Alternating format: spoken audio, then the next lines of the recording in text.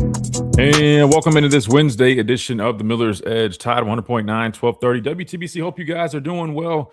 Had a couple of technical difficulties with the whole stream setup, man. I realized me and Reed are sitting here ready to go on there, and I'm like, wait, where's the chat at? Where's everybody at? And then I realized we were in a whole different room. I know that sounds confusing, but basically, Yeah. we have like a reusable stream room that we Mhm. always use.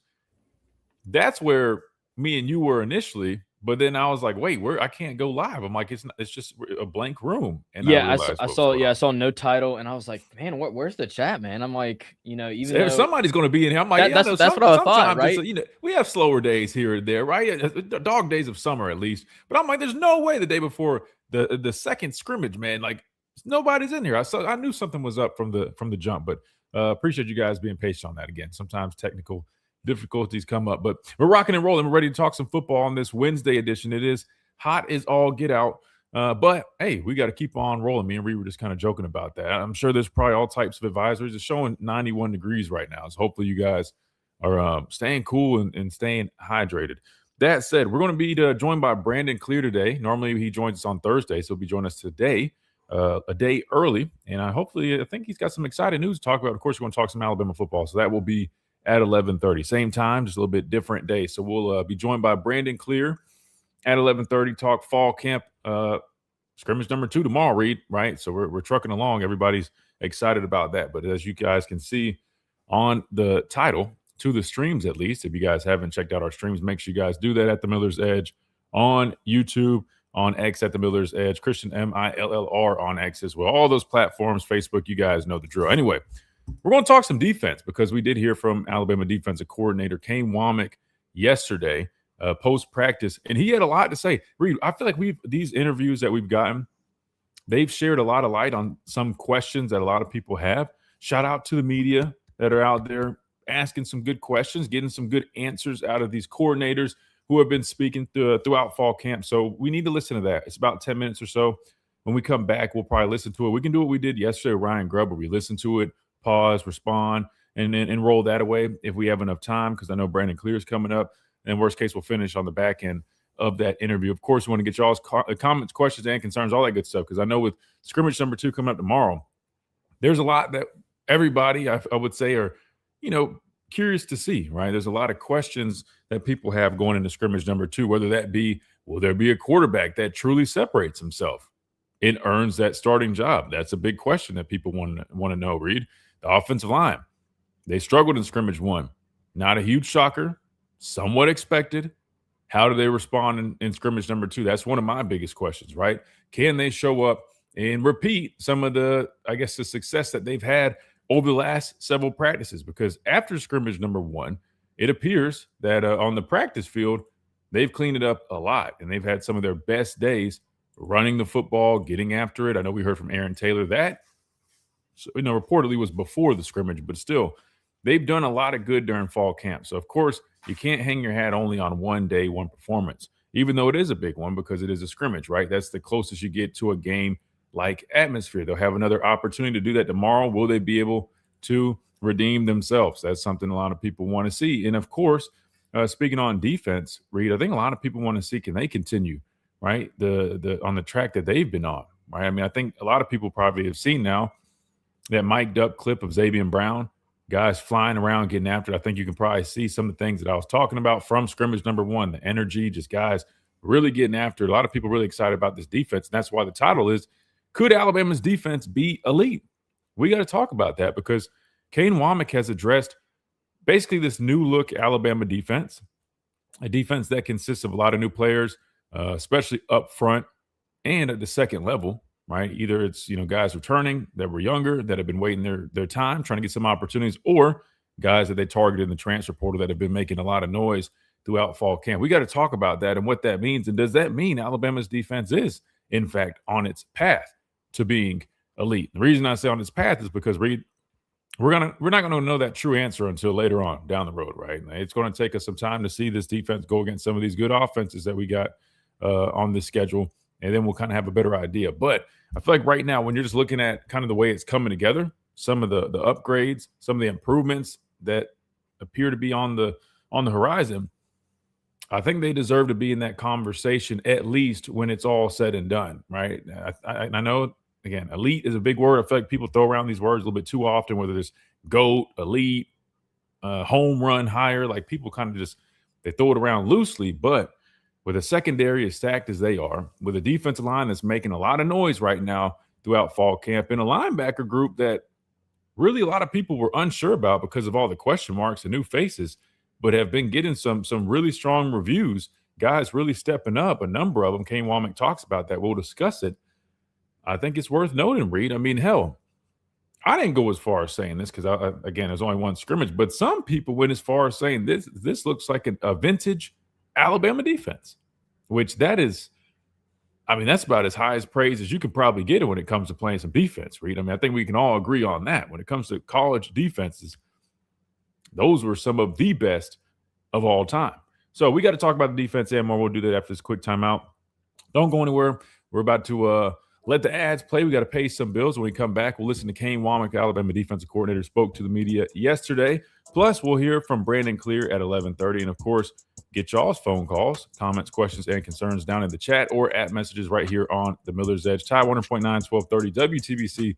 Quick timeout. Don't go anywhere. We'll be right back.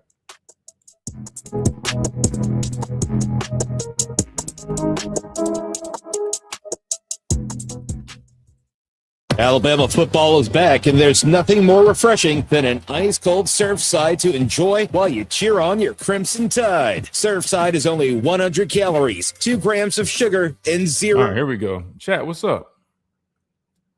What's going on, chat? I wish this video had audio. I was going to let it play for 2 seconds while I do something, trying to get all this stuff finished, set up. Like I said, we had to jump over last minute, man. We were in the wrong room, man. I was about to have to just go straight radio. I'm like, no, we can't leave the chat hanging like that, man.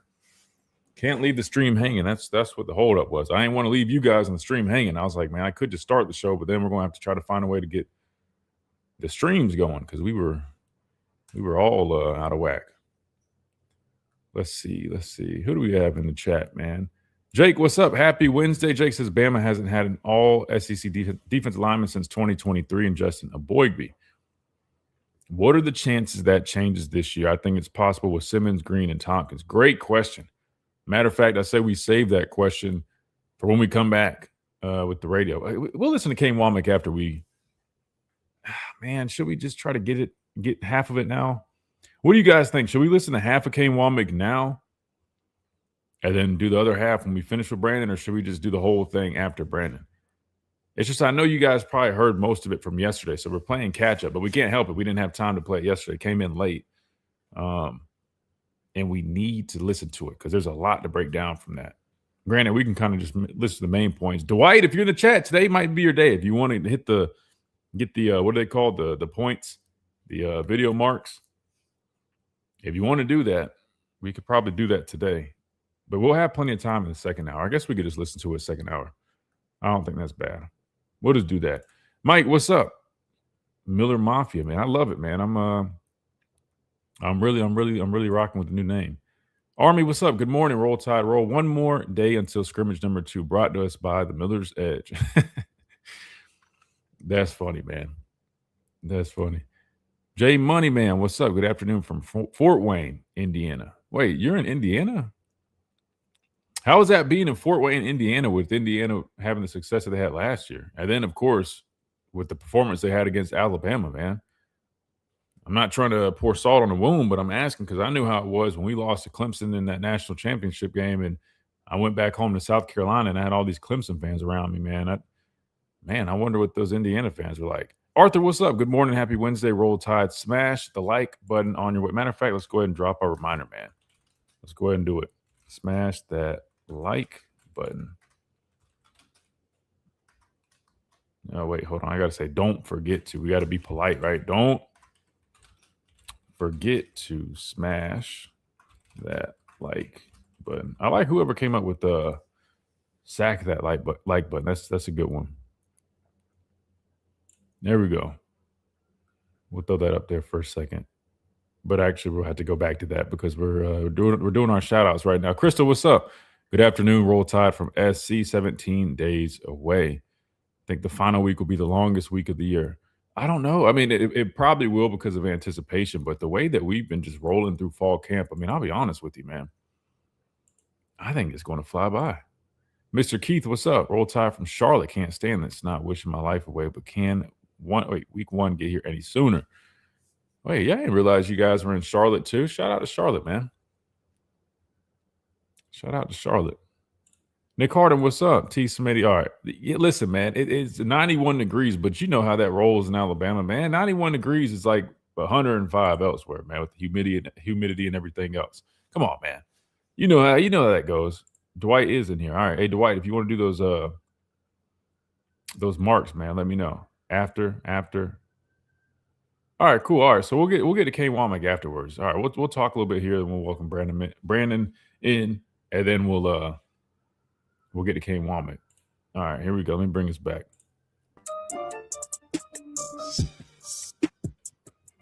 And welcome back into this Wednesday edition of the Miller's Edge, Tide 100.9, 1230 WTBC. All right, Reed, we got to talk a little bit of defense. Now, I wanted to listen to Kane Womack's press conference before we got to Brandon, but of course, that's going to be cutting it very close. So we're going to wait and listen to Kane Womack afterwards because and we need plenty of time. We got to dive deep into that because he talked about a number of things. He talked about the linebacker unit, which a lot of people have question marks or had for sure. I think there's definitely still question marks. People want to see them in game action, but I think people feel a little bit better about that spot. I think that was probably the most concerning spot on the defense going into 2026. I think we can agree on that. I mean, the depth from the defensive line, I think, made people feel good. They still were a little unsure just because it was new. Of course, the secondary, you already felt great about that. Questions really were surrounding the linebacker unit. I know Ruben came on the show back in April and gave rave reviews for Luke Metz, and it sounds like maybe the former Buckets award-winning, first-round draft pick Reuben Foster knows a little thing when it comes to having an eye for linebacker play because he loved Luke Metz, right? And matter of fact, in his own words, he said, what did he say? It's something about that white boy is good or something like that. No. He was like, that white boy, yeah, he's different. Yeah. I mean, and I feel like that's probably one of the biggest stamps of approval that you can get if you're a linebacker, let alone one playing at the University of Alabama. So that said, I guess it doesn't come as a huge shock. Yeah, white boy is cold, I think Jake mentioned. Whatever the case was, right? Shout out to Luke Metz, man. But he's been having a great camp, and we heard more about that. But it really just in terms of the linebacker room, Reed, it really sounds like it's taking shape kind of how we thought it would back in the spring. I guess the only difference would be we had been saying Caleb Woodson, more than likely you would see maybe a 3-man group. Caleb Woodson felt like the guy that was penciled in, right? But we felt like you probably still could see guys like QB Reese. I thought he would probably be the favorite to be lined up next to Caleb Woodson. And then also see Luke Metz getting in, like in some type of rotation, whether you got one guy in there for base, early down stuff, one guy a little bit more of your sub linebacker, feel a little bit better about that. And that's how it's kind of playing out. The only difference would be, Reed, is I feel like with the camp that Luke Metz is having right now, I would not be shocked if he ends up getting the nod next to Caleb Woodson. Then you see QB Reese kind of being the next one in. So that's really the biggest difference, I feel like, from spring to now. I still feel like those three guys have always been your top 3 backers, just a little bit of a shift in maybe. And I don't know, maybe still QB Reese does get that first nod. But the way it's been looking, I think it's trending a little bit more with Luke Metz. And once we get to this interview with Kane Womack, I mean, you'll hear them. I think they're getting close to just kind of having a 2 deep, right? Because you got to remember, guys will and can rotate. And so I think you'll see a little bit of that with this linebacker group. And like he said just let them play in the game and kind of see what happens, right? Because that's really where it matters, Reed. So excited about that. He definitely talked about this defensive line room, which really is kind of dominated by the transfer portal. If you look at it, I mean, Terrence Green, Devin Tompkins, and also Kendrick Bingley-Jones, a guy that, oddly enough, Bama fans, they saw his rating, I guess, from like the transfer portal. That's why we always tell you guys, like, don't just jump on to guys over ratings, right? Give him a chance. And he's actually been very impressive. Matter of fact, I've been talking to folks in the building since spring, and they've pointed out, consistently that he's he's going to be a very solid contributor. And I think he's had a very good fall camp. So we'll talk a little bit about this defensive line unit as well. Maybe we'll watch. I don't know if watching that mic'd up with Xavier Brown is worth it. I mean, you just hear guys running around, grunting and tackling and stuff. But I thought it was a cool video. Do you like that kind of content, Reed, where you get to see guys mic'd up and it kind of is just like a really like up close and personal, like you see them talking on the sidelines and stuff? I like it personally. I think that's good content. What about you? Yeah, no, I think it's pretty solid. I think it gives you like a perspective as if you're watching them kind of, but you're also hearing, kind of what they're thinking, whether that's before play, kind of, or in the middle of the heat, right? So I think it's interesting. And it also shows a little bit of the, each player's like, I guess, personality in that sense. Cause we just see them, of course, we're just talking to them about like, yeah, this guy, like just saying, the person themselves, but like really on a deeper level, you get to see of, who they really are, like personality wise, at least. Yeah, 100%. And of course, like all the internet detectives do, they're breaking down the clips and like, hey man, like these are more clips from the scrimmage, man. Let's see what we can pick out and point out. And I think you saw some of the things that I talked about, right? Chuck McDonald, I think maybe Clint pointed that out, that he was rolling with the ones. I had mentioned that on Friday's show when I was talking about the scrimmage. He was getting a lot of opportunities with the ones, I believe, at the Husky spot. So that was something to look at, pay attention to. I forgot what else I was coming out. I think Xavier Griffin, people noticed that he was getting some opportunities again, getting in there. They're trying to get him ready. That was another thing that's really come up. Kane Womack mentioned that he's going to have some type of role, and you're seeing that. We saw the clip of Kane working with him directly at practice. So really a lot of things that we kind of were, putting together, piecing together from what we've seen, right, from the spring. I think those are things that are really starting to step up. Even Jaire Edwards, they talked about him. These guys are going to have a role, and I think that's what leads me to the whole point about could this Alabama defense be elite? You already have a secondary that is, I would say, universally considered elite, right? I'm saying from like a national standpoint, Reed, I think if you're considered a top 3, top 4 position group, it's safe to say that's an elite category, or at least you definitely have the potential to be elite. Now with the emergence of some of these guys on this defensive line, especially with these transfers, which again, even like for me, like when I was watching them and we first were signing them, I thought they were good players, but I definitely had question marks. I wanted to see more out of them. And we've seen just that, right? I wanted to see like Devin Tompkins, for example. I knew the guy could definitely contribute rushing the passer, right? I knew he would be versatile and give you a lot of nice looks on the defensive front. But on the tape, and it probably was a little bit to how he was used, right? He played nose. They had him playing in some spots where he probably wasn't the best fit, probably was a little bit out of position. But that was one thing I was wondering. Could he be more physical in the run game, right? Could he provide more presence there? And he's done every bit of that. And I think a large part of that is, number one, the coaches that he's working with right now. Shout out to Roach and those guys, Coach Johnson, right, getting after it. Shout out Cole. But also, I think, when you put a guy that's 300 pounds in an opportunity to be in a 6 technique where he can bully tight ends, right, move him down a little bit in a 4-eye where he's just a lot more comfortable, you're seeing him really flourish and take that next step. Terrence Green, my biggest question for him is I'm like, all right, he's a big guy. I don't know how much pass rush upside this guy has. Well, he has a transformation with his body. The guy has looked so much more explosive this fall camp, has been highly effective in there, whether it's just being disruptive and early downs, getting his hands up, collapsing the pocket from the interior. I think a lot of the question marks that this defense had, they're slowly answering. And that is why this is way too early. I'm not saying they are elite, but I'm asking, could they really be elite? And I'm starting to feel more comfortable saying that this defense could be one of the better defenses that we've seen in the last few years. I'm fully believing that. But again, you got to do it on the football field when the game time comes, which is 17 days, you guys said, so right around the corner. We got to hit a timeout. When we come back, we'll be joined by Brandon Clear right here on the Miller's Edge, Tide 100.9, 1230, WTBC.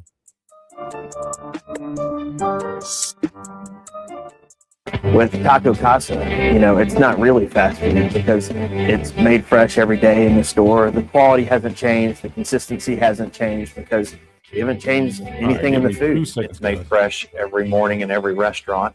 I think buzzwords in today's food industry are locally sourced and high quality ingredients. We want to say, that sounds great. We've been doing that since 1974. Under the biggest cactus in town, Taco Casa. Covia Sandmine in Tuscaloosa is hiring a full-time maintenance mechanic starting at $30 per hour based on experience. Join a stable, safety-focused company and enjoy excellent benefits including medical, dental, and vision insurance, paid holidays, paid vacation, disability coverage, life insurance, and a 401k with company matching up to 6%. If you have experience in maintenance, welding, equipment repair, or mechanical troubleshooting, we want to hear from you. Apply online at coviacorp.com or call us today at 205-758-8353. That's 205-758-8353. Fall is here, and it's time to hit the woods or trail in your ATV or side-by-side from Redline Power Sports on Highway 43 North at Tierce Patton Road in Northport. Stop by today, and Redline Power Sports can show you how they can save you big bucks. Redline Power Sports also sells boats and jet skis. They have a full-service repair shop for ATVs, side-by-sides, boats, and jet skis. Redline Power Sports, open Monday through Saturday on Highway 43 North at Tierce Patton Road in Northport. Call 737-7425. Hey, it's Christian Miller, and I wanted to tell you about our friends over at Lamparello Law, Education, and Advocacy. Founded by attorney and professor Adam Lamparello, helping students at every level with mentoring, exam prep, applications, and career planning. Adam also represents students, faculty, and athletes in academic misconduct, First Amendment, NIL, and criminal defense cases. Known for real care and relentless advocacy. For guidance you can trust, call 201-317-5115 or visit lamparello-law.com. That's Lamparello Law, Education, and Advocacy. Proud partners of the This is a Miller's Edge. special alert to all Americans who own a vehicle with less than 200,000 miles with an auto warranty about to expire or with no warranty coverage at all. Due to a decline in the economy, CarShield is announcing a low-cost month-to-month vehicle protection plan that is now available to the public to save any driver out-of-pocket expenses on future auto repairs. Call now to find out how you can pay almost nothing for covered auto repairs. All right, there we go. There we go. We got my guy. Be clear. Brandon, what's up? What's up, bro? How you living, man? Man, I can't complain, man. Where are you? Where are you coming from today, man? What, your audio sound a little bit different, bro. It sound muffled. Just a little bit. It don't matter though. You're good on here. I'm just curious. I saw a new backdrop. I saw a different. Yeah, so I'm trying a new camera, man, and it's supposed to have a mic that's supposed to be helpful, but I don't know how great it's been. Let me see. I would say your original mic's probably a little bit better, but like I said, you're good either way. Now let me switch it out real quick. I needed to give you I use a Blue Yeti, man. I need to give you a link to check that out. Yeah, send whatever you got, man. I need as much advice as I can take. Oh, I got you, brother. No, we'll get you squared away for sure. Yeah, sorry about the confusion, man. I realized for whatever reason when I made the stream for today, it didn't. Huh? How's it sound? That's fine. That'll work. But is it muffled though? I mean, it's a little bit. I mean, if you go on your computer, you probably can change the mic back to like your. You said you're using headphones, like a headphone mic, maybe. Let me use my. Maybe if you go back to like your original computer mic, that might do it. Let me see. How about now? There you go. That's it.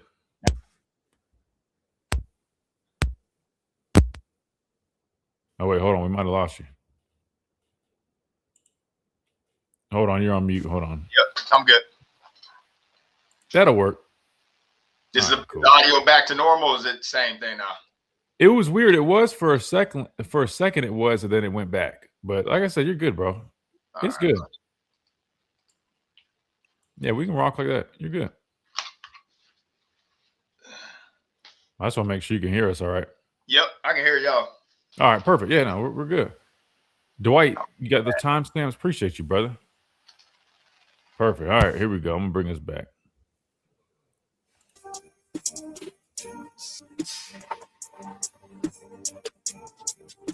And welcome back into this Wednesday edition of the Miller's Edge, Tide 100.9, 1230 WTBC. We're now joined by Brandon Clear on this Wednesday, typically a Thursday, but we moved it around a little bit. We're going to talk some Alabama football as they gear up for scrimmage number 2, which will take place tomorrow. A lot to talk about, Brandon. We heard from Kane Womack. He spoke at a press conference yesterday. Now, we haven't had a chance to listen to it on the show. We're going to do it probably hour number 2 once we finish up with you here. But he dropped a lot of nuggets on some things that we got to talk about. And that's why I went with the theme today. Could Alabama's defense be elite? right? We got to talk about this because going into, I guess, let's say coming out of spring, right, going into the summer, we all knew that Alabama's defensive line was definitely, they were flashing, right? And a lot of people were really curious, kind of like, hey, all right, they've kind of grabbed our attention. Let's see how this can go. And they haven't slowed down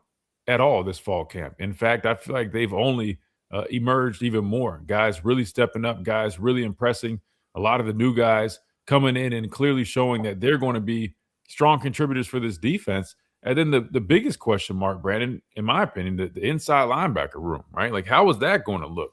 Now, how do you use a guy like Xavier Griffin? Well, we heard more about that. He's got an expanded role. They're asking him to do multiple things. He's going to get opportunities to rush the passer, but he's still playing off the ball. The guys that we thought were going to be the main contributors, and Luke Metz, QB Reese, and of course Caleb Woodson, those guys are still the same. But now we're seeing Luke Metz emerge, and it sounds like he might be the guy next to Caleb Woodson. Then we see, QB Reese coming in there a little bit. They've been having a really good fall camp, right? And I think a lot of that also is impacted by the job that the defensive line is doing. So what I'm getting at is it feels like a lot of these question marks are kind of slowly being answered defensively. Of course, still want to see guys really emerge when it comes to pass rush. I think they've taken some steps there. I think they still can take a few more. I think that's a big one. If you want to be elite, you got to get off the field on third down. Kane Walmack has talked about that. He's addressed things schematically. I saw more, bump and run, saw more press man last week.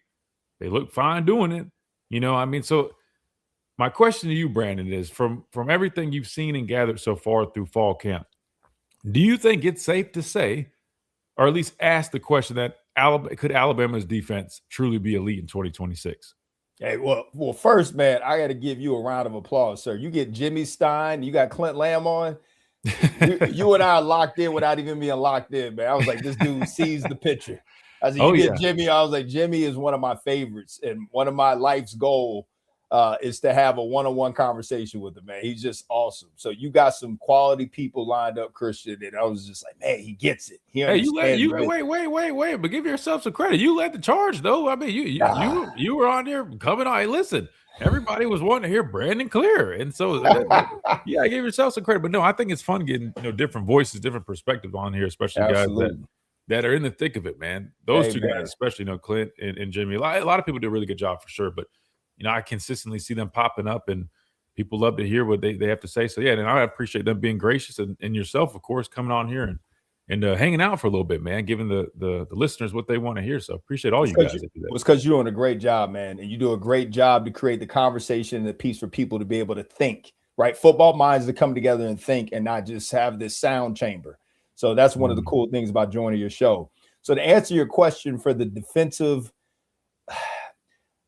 I think they have the potential to be one of the top performing teams, but I can't put my finger on it, man. But if the offense is not operating the way it should, it is going to negatively impact the defense. So I'm saying the defense has the potential to be great, but that's if the offense doesn't become an impediment for them being great. If you're out there, you're getting 3 and outs, and it's the first quarter, but then the offense is going back on the field getting 3 and outs, just kind of at certain parts of last year that they were doing frequently, it starts draining the defense. If you watch the game in the Indiana, bro, we were really stopping the run. We were really putting up a fight. The offense put us in bad positions, whether it be the fake punt. So that was on the offensive call to, go for it on 4th and 1 and got cute with it and didn't get the first down. You put the defense at a disadvantage. Getting quick 3 and outs. Defense had just gotten 3 and outs, and all of a sudden they gave it back over to the offense, and they didn't do anything with it. You're putting a strain on a defense that has the potential to be a top-performing defense, but if all parts aren't working on the offensive side, it's going to negatively impact them. And that's one of the things that we just don't know. I want to have hope. I heard some positive takeaways on the offensive line and some of the schemes that now they're going to be doing moving into the season. It's going to be more gap specific and less pulling. This is my personal opinion on just pulling, man. You got to have some war daddies. You got to have some people that have some experience, because it's such a feel to be able to pull and understand that someone's going to be trailing behind. So if all the offensive line are not working in unison, all they're going to do, if you're a defensive tackle and you're a smart player, you'll just follow the flow and you'll disrupt the run. So I hope they do less of that. And I understand, again, you have, Grubbs coming in from the NFL. He's implemented a lot of these principles, and you're dealing with professionals that have done it at a high level and understand it. But he struggled with the run game in Seattle. And so when you're implementing these principles, man, you got to work with what you have, but understand that it's going to take time for you to be able to graduate to different levels of run schemes. So I know the conversation is on the defense, which I think it has the potential to be great. You cannot talk about the defense without talking about the offense, because they go hand in hand specifically for this team. Now, unless we talk about the Ravens defense, man, that was getting takeaways, scoring, didn't really matter what was happening on offense. We're not on that level, right? But we have the potential to be a top 10 defense against the run and pass. That's one thing, because I think our defensive line is going to actually be better than last year. That's a bold statement. You say we lost some great talent. Look, James Smith is gone. You had some guys that I felt as though were good key contributors, but we didn't have a lot of length. And that showed up on film, man. When you don't have a lot of length and you don't have a lot of size on the defensive line with the scheme we run, it becomes abundantly clear that you just cannot have sound gap protection within just trying to stay in your space. So we had some people eaters and gap eaters, but then we also have to take it a step further and have people that can actually create and finish getting to the quarterback by just having sheer size and length. So we've got that. I'm really curious to see how Tompkins is going to go. I heard Green is having a great camp. Those are the two of the guys that I really want to see to make an impact this year, because I think last year's talent is now a year older. And so all parts working other than middle linebackers, that's the big unknown. But I'm really giving that offensive linebacker type of them understanding schemes and getting the flow of it. Caleb Woodson is going to be the leader. I saw and heard him just being really vocal in some of the clips I was hearing and seeing. Those younger linebackers are going to feed off of that, and they'll learn. So it's not going to look like how it was with Shane Lee and Christian Harris. It's not going to be that, but it's going to take a little bit of time for those things to gel. So I'm excited about the defense, man. They have the potential to be a top 10 defense, some really impactful players, and hey, watch out for them cornerbacks. Yeah. That's all I'd say. Yeah, no, listen. I mean, no, I don't know if you saw the mic'd up with Zabian Brown, but it was fun to watch. I mean, he's a dude, man. I really enjoy who he is as a football player. You see him being a leader as well. He's coaching guys up on the sideline. He's a smart football player. All things really important to having the most success possible when you play this game that we all know and love. Brandon, you mentioned like the defensive line and saying you think that there's going to be a little bit of an upgrade. I'll be the first one to say, right? Like initially when we lost the guys that we lost, whether it was to the draft, guys graduate, moving on, the transfer portal, whatever the case may be, I definitely had my concerns. And I know immediately people just jumped to, whoa, the whole, Ha-Ha's tweet about, turn on the tape and, production doesn't line up or whatever it was. And my thing was always, I also looked at a situation where those guys weren't always put in the best position possible either, though. I'm just going to be completely honest with you. They weren't. Like, I know for a fact that James Smith it's hard to sit here and say like day one NFL upside, but I do believe like potential wise, like the dude, if he puts it all together, he could be in that conversation. I ultimately think if he has a good season, probably more of like a day two pick realistically, but you get the point. I mean, Quay Russo, I know a lot of people, wrote him off, but still, I mean, you look at the explosiveness. I remember talking about him last fall camp, going and watching him up there work, and I'm like, man, this dude is strong as an ox. He doesn't have great length, but I've seen a lot of good, people complain about length with Ruben Bain, and I'm watching this guy right now with Tampa Bay, and I'm like, people are probably going to go back and say, well, we probably shouldn't have thought so much about his arm length because the guy literally was just doing it in college against long, lengthy tackles, and he was okay. And now he's already flashing big time at that level. That said, then all the other depth pieces we lost, I'm like, the production might not have been there, but, it doesn't feel great losing that many players, especially the guys that we had with the potential they had. But when we brought in Tompkins, I was curious, like, how is this going to look? Like, I know the guy can get after the quarterback. I know he's got all the tools and traits, but, there's just the inconsistencies that I'm seeing. And I'm like, one of our biggest issues is we need to be more consistent stopping the run. I'm like, he struggled with that on the tape that I've seen at times, right? Not all the time, but definitely, again, your tape is your resume. People get mad at that all you want, but as a player, if you put that on tape, you have no business being mad at anybody judging you for that. That's on you. And then I looked at, Terrence Green, there wasn't a whole bunch to go off of. And so I'm just like, man, we'll kind of see. And I say all this to say, I think they've exceeded my expectations. right? Again, still very early. We got to see it happen in a game, but you can kind of see it coming together. And I think it's almost like a ripple effect. The fact that the defensive line is playing very strongly right now. Kendrick Bingley Jones, he's been having a really good camp. That's somebody that they've been telling me about since spring. They've said multiple times, hey, this guy's going to be a good contributor for us. I think it's naturally helping the linebacker play tremendously, right? Kane Womack talked about better gap responsibility. That drove me crazy last year. Guys being out of gaps, head in the wrong spot, just not great discipline. That's what I'm saying. Like, I think part of it, yes, is the players that we brought in, but two, I think schematically they're probably doing things a little bit different, because there was times last year I'm like, it feels like the guys on defense don't even really know their run fits. It just kind of felt like that. It's like, it feels like one guy's playing it with this technique and the other guy's playing it with this technique, and we're all kind of out of sorts and it's leading these explosive plays. So I know they talked about, hey, guys are doing a better job of that. They're not going to flat out say this, but I think as a staff, they're probably also doing a better job of putting those guys in position, if I'm just being completely honest. The biggest thing I want to know now moving forward is, can this pass rush really take that next step? Because, consistently stopping the run, I think in order for this defense to truly be elite, they've got to stop the run more consistently, which it seems like they're, on the path to doing that. Then also, they got to be more successful getting after the quarterback, especially on those 3rd and long situations and getting off the field.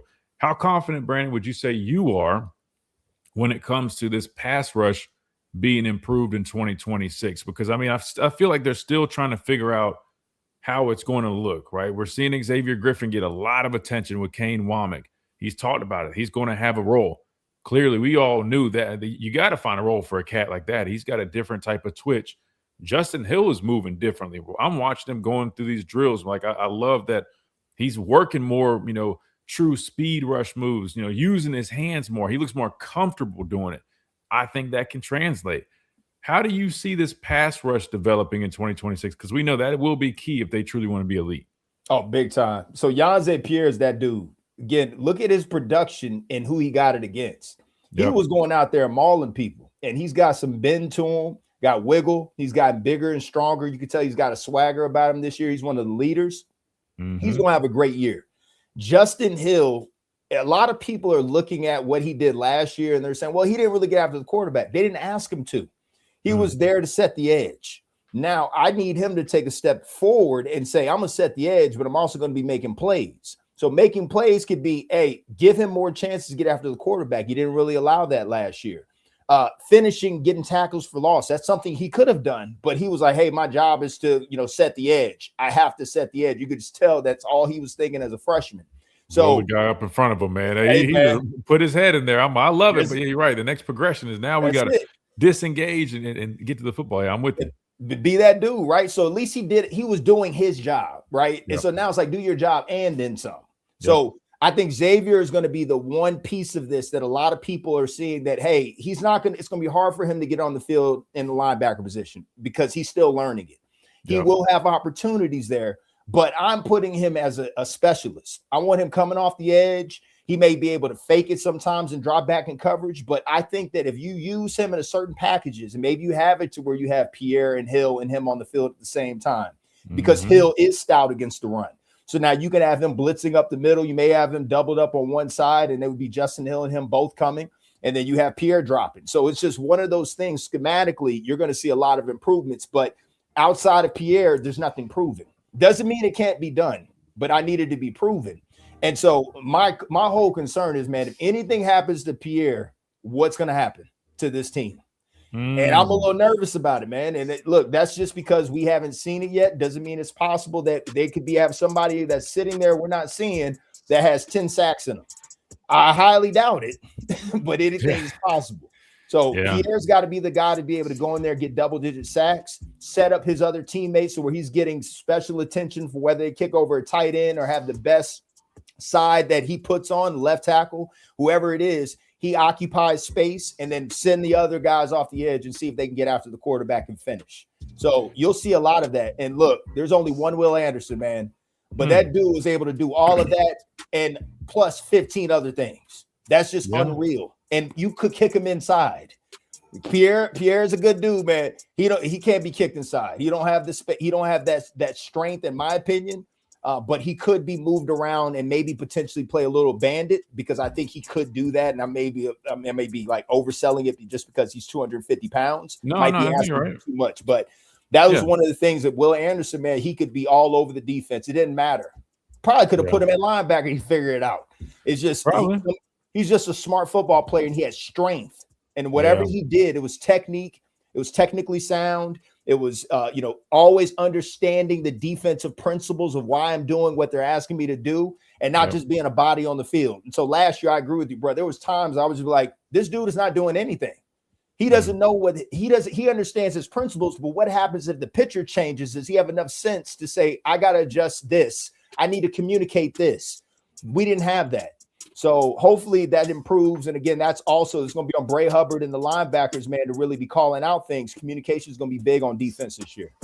Absolutely. You got time if we roll you over for one more break? Yeah, for sure. Let's do that. Let's take a quick time out. We come back. We'll wrap up with Brandon Clear. Then we'll hear from defensive coordinator Kane Womack on this Wednesday. This is the Miller's Edge, Tide 100.9, 1230, WTBC.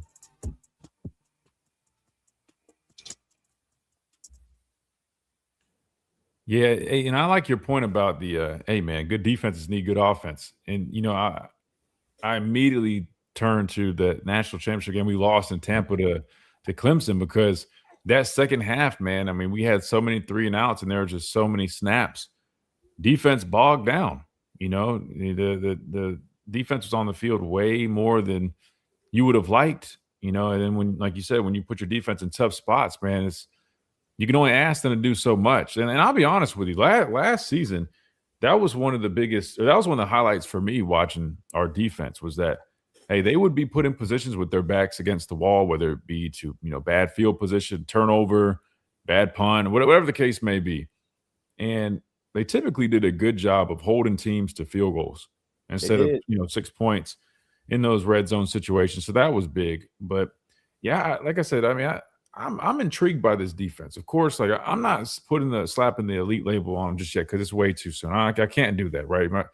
First of all, my dad would smack me upside the head probably.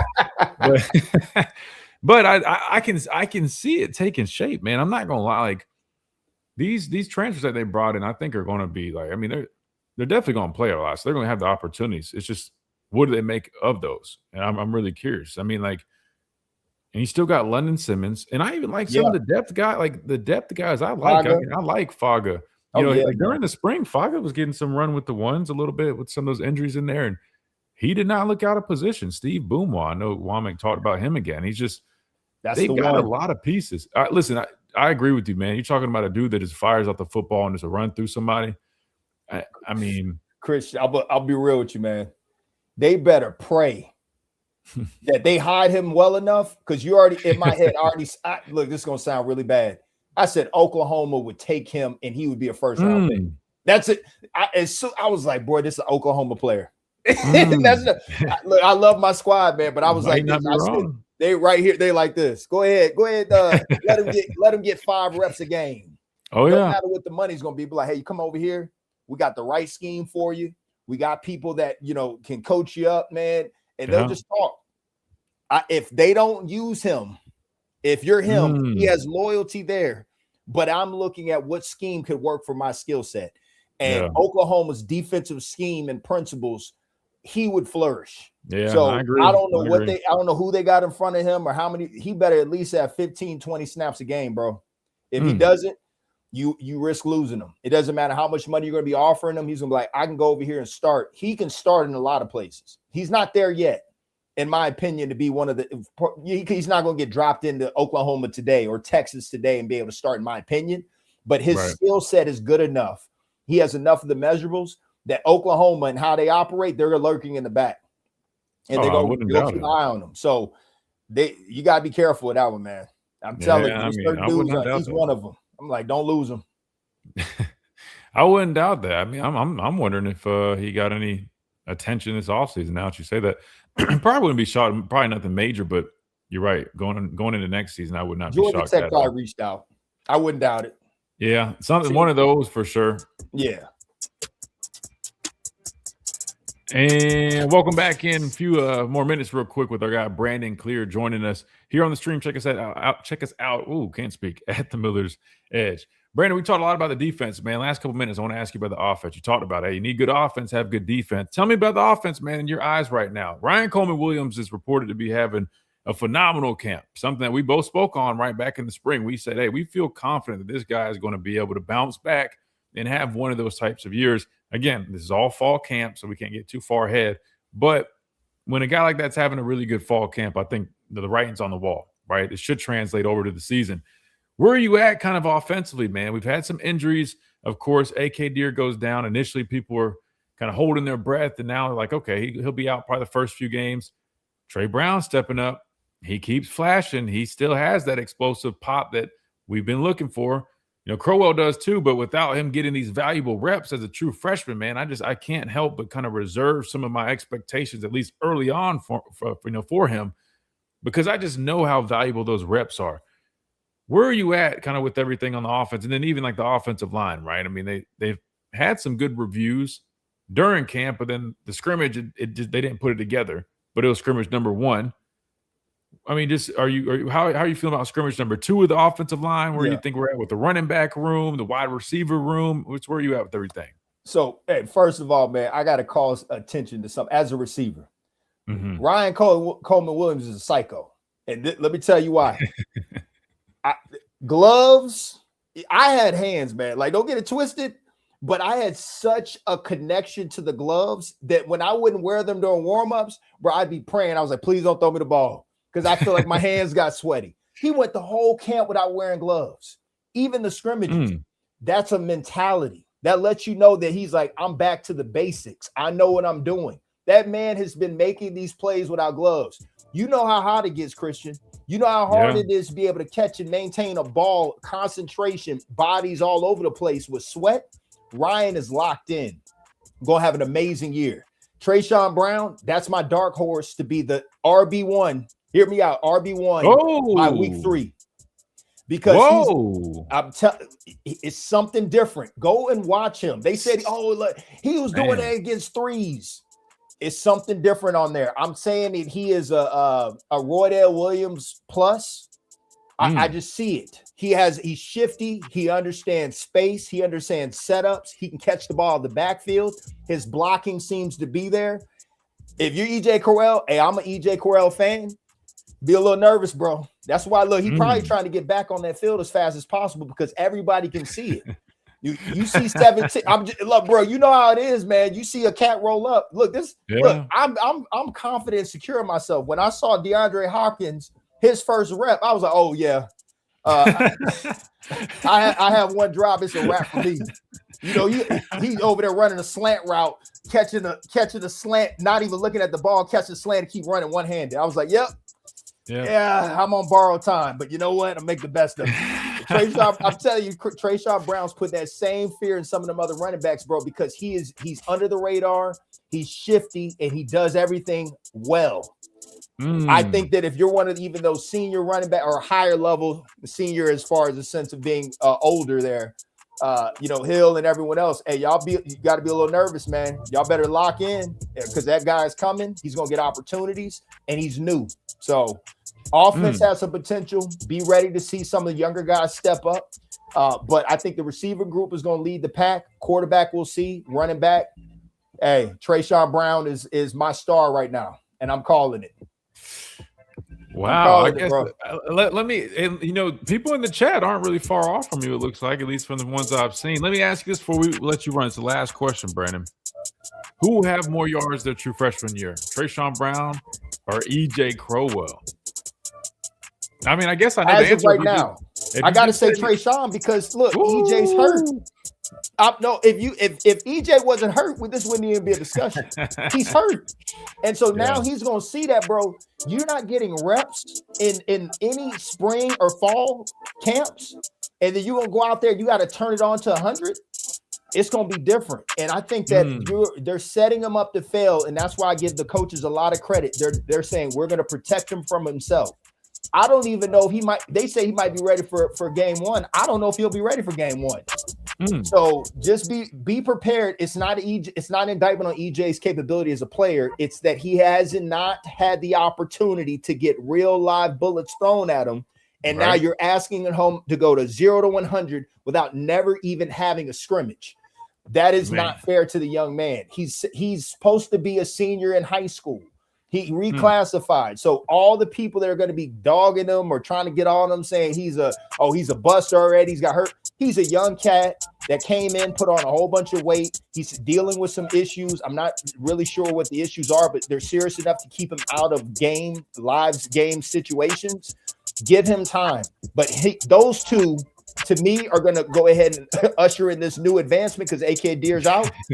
Be prepared to see Trayshawn Brown take the lead, but E.J. Crowell, if he gets healthy, I think that E.J. will have more yards. But for right now, I give Trayshawn the nod. We might need to go ahead and clip that one and get the people's thoughts on that. So that's probably going to be a good take, man. Trayshawn Brown might be the dark horse. Hey, Mr. Miller, you can't operate and lead while you're on the bench, bro. Yeah, so he needs to focus. EJ, focus on getting healthy. Don't worry about the outside noise. Don't even worry about what I'm saying. Worry about getting healthy because the best version of you is the healthy version of you, or as healthy as you can get. The rest will fall into place, bro. So I'm praying for that he gets a speedy recovery. He has all the talent in the world to be RB1. But for now, go ahead and let your other young cat ride it out, man. See what he's doing. Then you come in there, your game will be stepped up because iron sharpens iron. So that's all it is. Competition. I love it. And we got to leave it on that one, man. That's a heck of a take. We'll talk about that in here from Kane Wong when we come back. Big shout out to Brandon Clear joining us here on this Wednesday edition. Brandon, we appreciate you, bro. Look forward to doing it again. Always appreciate you, bro. Yes, sir. Miller's Edge Champ. Talk to y'all later. Yes, sir. We'll see you, bro. All right, that'll do it for hour number one. We got to hit a timeout. We come back. Hour number two coming up right here. Tide 100.9, 1230, WTBC. WTBC Tuscaloosa and W265CG Tuscaloosa, a Town Square media station. Tide 100.9. All right, good deal. Let me I think my dad's probably trying to jump on here, but I got to send him the updated link for today. This is going to mess people up though, because they're going to go click on this one next week. Oh man. All right. Reed said he fully backs that take. Hey, that's why I wanted to ask it, because I'm not going to lie. I mean, we got to jump on this. Maybe some other people have talked about it. I haven't seen anybody talk about this, but I'm going to clip that up and definitely get everybody's opinion, right?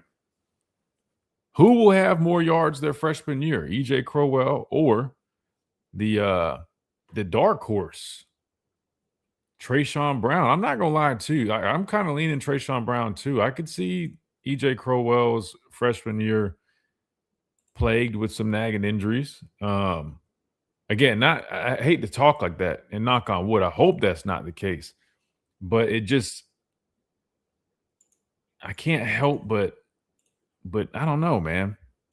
I mean, we just haven't seen him yet. You know what I mean? Like, and let me say this. I don't want to seem like I'm accusing him of anything, but I always question when guys are dealing with that many injuries. And listen, I dealt with a lot of injuries. And I'll be the first one to say I probably wasn't dieting the right way. Now, I wasn't just eating bad. I always ate at the dining hall, but there was times I was running late and I'd make a quick stop to Jack's. Hell, I was drinking Mountain Dew and dip in Copenhagen in the meetings before going out to practice, and that didn't make me feel great. So I'm just saying, I just wonder if maybe there's some stuff we could do, even if it's like, I don't know, it sounds funny, but like Pilates. They used to always try to get me to do like Pilates and yoga and stuff. And I was like, man, I ain't doing that stuff. That's not me. But I wish looking back, I wish I would have, because it probably would have helped a lot with my core, which is responsible for maintaining, right? You know, basically your whole system working, right? I mean, your core, everything's connected to your glutes, down to your hamstrings, your back, you know, all that stuff. So I don't know. And maybe he just has I don't know, a little bit of bad luck right now. EJ will be fine. Just get him healthy. He's the best running back to come out of the state since Cadillac Williams. Yeah, no, listen, I think when it's all said and done, don't get it twisted. I think E.J. Crowell is going to be a dude. It's just, I don't know, man. I mean, Trayshawn Brown, I think he deserves some respect. And they always say your best ability is your availability. And so far, Trey Brown gets an A+ for that. When it comes to availability, man, he gets an A+. Let me see if we can get the passer paint on here.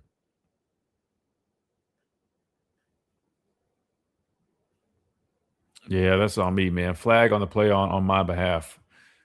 I accidentally set up a whole new stream, uh, I guess, room for today. And I don't know why I did that, but it did. It is what it is. We'll get back all rolling right tomorrow. If you guys are just tuning in, man, hit that like button. We appreciate that. Always helps us out. If you guys are new, hit that subscribe button. That helps us out. And the Pastor Payne's about to jump on here. We got a $2 super chat from Matt. Oh, Mattress Matt. Mattress Matt, welcome in, man. Thank you so much for the super chat. He says, depends on load. Brown will have more yards / carries. I mean, definitely, I think that, the opportunities and the load is going to play a significant factor in determining who's going to, I guess, have more yards for sure. But it just feels like, I don't know. But to be fair, like Brandon was saying, right, I think a lot of people have kind of put 2 and 2 together. I feel like they're also trying to preserve EJ a little bit too. Like, I think they're almost viewing it as, hey, man, we know what this guy can do. We've seen it in limited, spots because he's been banged up. We would rather just almost put the bubble wrap on him for the rest, not for the rest of camp, but the next couple weeks, even though they don't want that to be the case. But it's like, would you rather say, hey, let's get him as many reps now, but then risk him being banged up throughout the year, or get him as healthy as we can now, knowing we're going to need to have, significant snaps from the young man throughout the year. So, I mean, I think that's part of the equation too. I don't think he's just so beat up where he can't go. He could probably do some more, but they're probably just trying to be protective. But thank you so much, Mattress Matt. Yeah, I think it does depend on the load. If they both had equal opportunities, or say, EJ's healthy, I would probably lean EJ Crowell. But if it trends the way it's trending, I would not be shocked if it's Brown. I'm kind of with Brandon on that one. EJ is better than Yeldon coming out of high school. TJ was a dude, man. I played with TJ in 2014, man. Really good player. And welcome back into this Wednesday edition of the Miller's Edge, Title 100.9, 1230 WTBC. Reed, we just got a little bit of a hot take there from Brandon Clear. I mean, maybe not too big of a hot take, because I feel like a lot of people in the chat were somewhat agreeing there. And and you including, it sounded like you feel that way too. Let me ask you this though, Reed. Do you feel that way because of opportunities? Do you feel that way that and what I'm talking about is Brandon Clear said that he feels he had 2 hot takes. Number one, it was Trayshawn Brown will be RB1 by, I think he said week 3, I believe. And then the other one was, I asked him, who do you think has more yards total on the ground when it's all said and done this season? Trayshawn Brown or EJ Crowell? He went with Trayshawn Brown. Sounds like you and a lot of others are kind of in agreement, Reed. Is it the opportunities, or you feel like you've just seen so much from Trayshawn Brown in terms of like his actual ability that you're like, hey, man, this guy can play? Or is it a little bit of both? I think it is a little bit of both, Christian. I think just with the circumstances that presented itself with the opportunities, he naturally was the one that, hey, if no one else is going to be there, I'm going to be the guy that's reliable. And you said it during the break, and this is a quote that I always live by when we're talking about players in general. Your best ability is your availability. If you are available, then you earn the coach's trust. I remember seeing some people in the chat talk about that. If you can earn the coach's trust, then I feel like that's even a greater quality than someone that might be more, purely athletic. Then because the coaches are like, okay, I know I can trust this guy to do his job.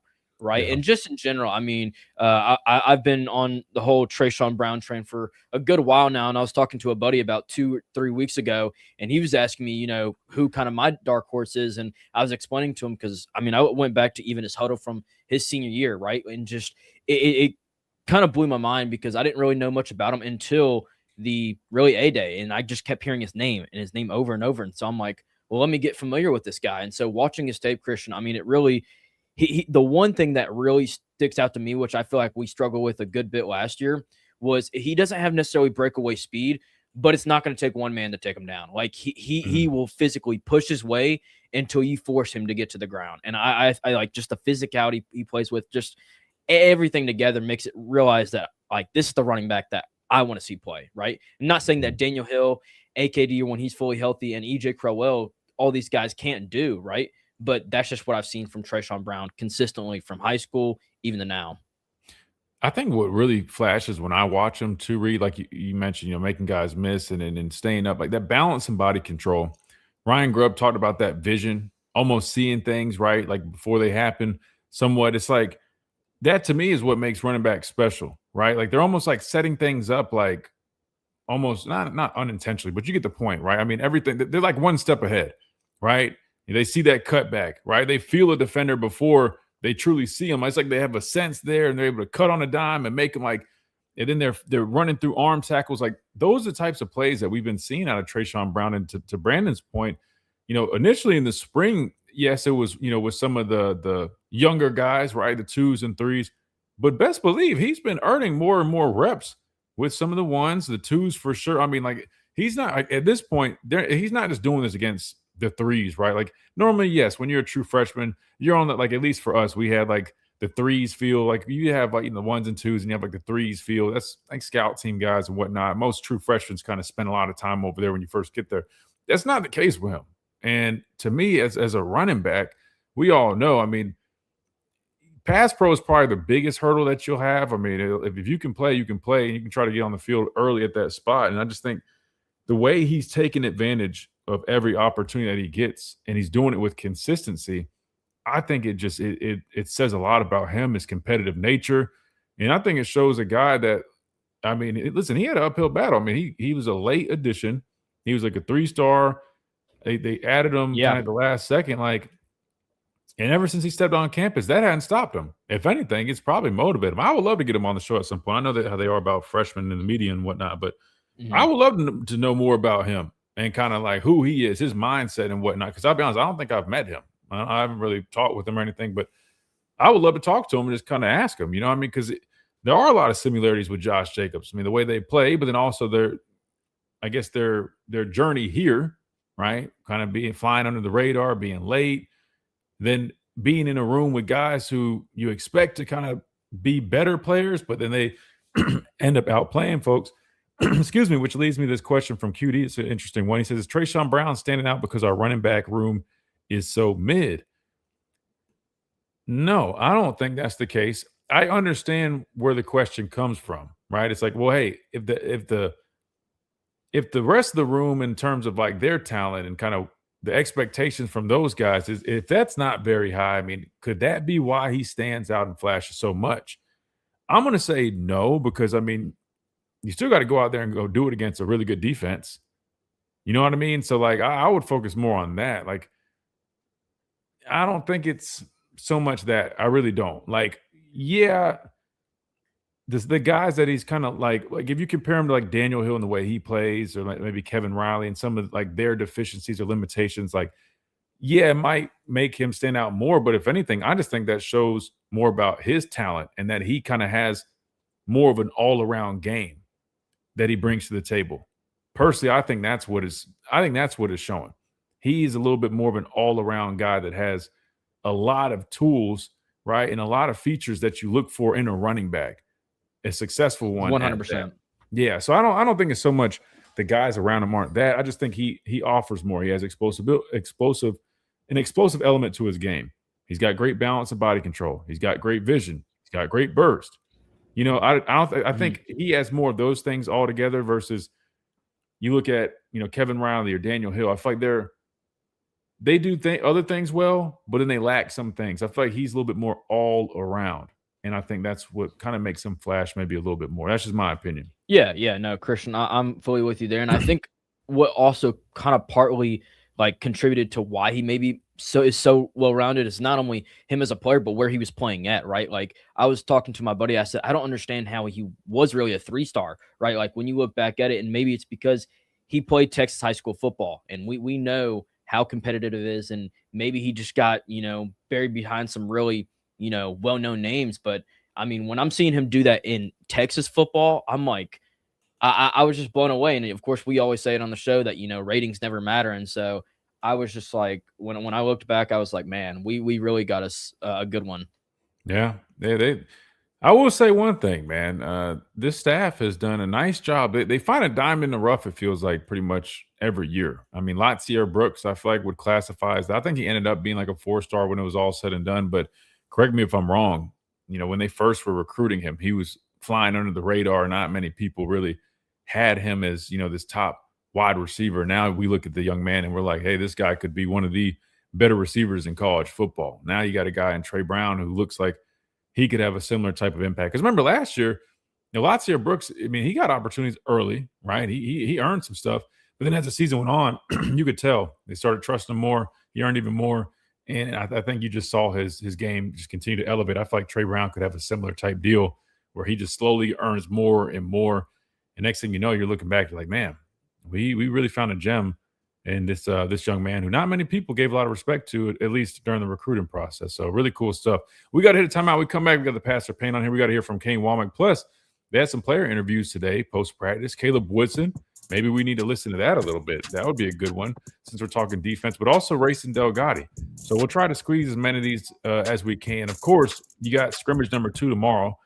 Plan on trying to get back out there. So worst case, we'll play some of these during the show tomorrow. If the Pastor Payne is taking over again like he did last week, we'll give him some interviews to work with. Of course, you guys had the conversation going, so shout out to you guys. So we'll have that plan for tomorrow. But for today, we got to hear from Kane Womack and the Pastor Payne. We come back right here on the Miller's Edge, Tide 100.9, 1230, WTBC.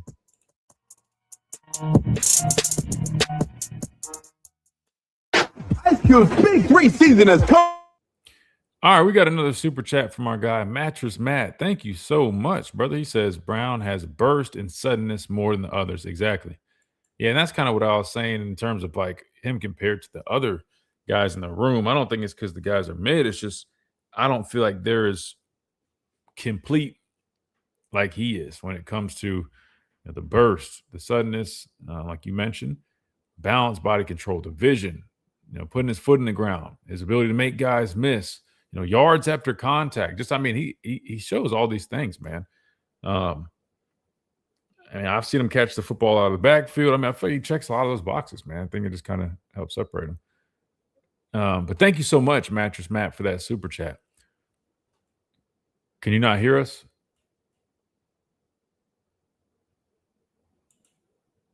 Sorry, I'm trying to figure out what my dad was doing. Like he was like signaling something. You're not on mute, but we can't hear you. So I'm not too sure. Not too sure what that is. All right, we got this Kane Womack interview here. Dwight gave us some of these timestamps, so we can go off that. Can you hear us?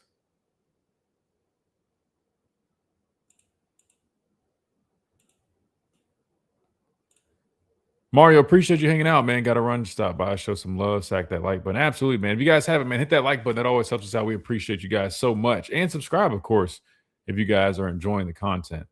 I don't know if my dad can hear us or not, man. I don't know what the deal is. Excuse me. Sorry. I should have muted that. Apologize. I'm over here. Clear my throat all in the camera or in the mic. My bad. Yeah, I don't know if he can hear us, but we'll just we'll rock with this interview for now. Maybe try to leave and rejoin if you're having issues.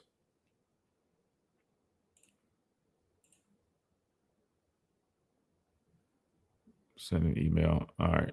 What is this email again? What is it? Is it Pastor Payne?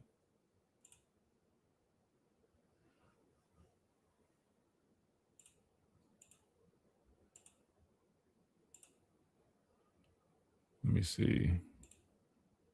Hold on, guys. Give me 2 seconds. I'm trying to get him this email real quick before we come back.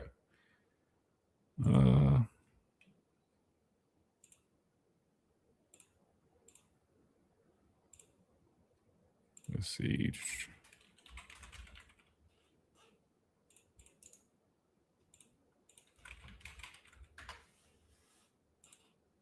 All right, sent.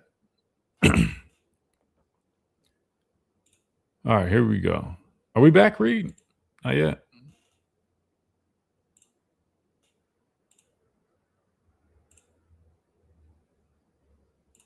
Christian Hughes, what's up?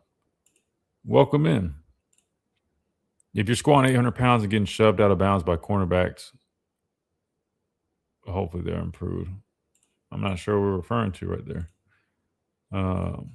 AK is an elite running back. It took him a year to learn the system.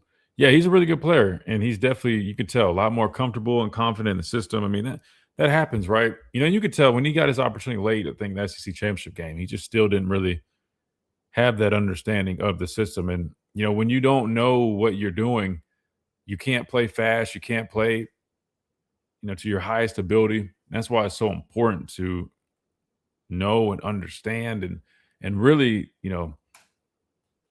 have those building blocks, right? You got to learn the foundation of everything and build off it. At least that's what used to work with us, man. If you try to learn the whole thing in one day, man, good luck. Wasn't going to happen. But you had to always start small and just build off of that. And welcome back into this Wednesday edition of Miller's Edge, Tide 100.9, 1230 WTBC. All right, we got a super chat from Steve in Raleigh. He says, I'm watching a Trayshawn Brown highlight tape from high school. He reminds me of Thurman Thomas. So shout out to Steven in Raleigh. Let's get to this press conference from Kane Womack. We'll listen to it. We'll discuss it as we run through it. So this was Kane Womack yesterday. We got to talk about this defense a little bit more and kind of where things at, because again, that's a big question today. Could this Alabama defense be elite? Here is defensive coordinator Kane Womack. Xavier Griffin. Zay's doing a really good job. He's it's hard to play the linebacker position, and we're asking him to do multiple things in that room. He has value as a pass rusher. He did that for most of his high school career. And then what was really cool is his senior year, he got to play, as a stack backer and took his game to another level. And so Chuck Morrell's done a fantastic job with him. I came in here, whatever it was, 6 a.m. this morning, and they're meeting, one-on-one, spending time. So we're working to get him ready.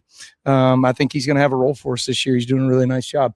You said like a weight, ideal weight. I think he's like maybe 223, 224 right now. We'd love for him to be north of 225. And if he's at north of 225, we feel pretty good about that.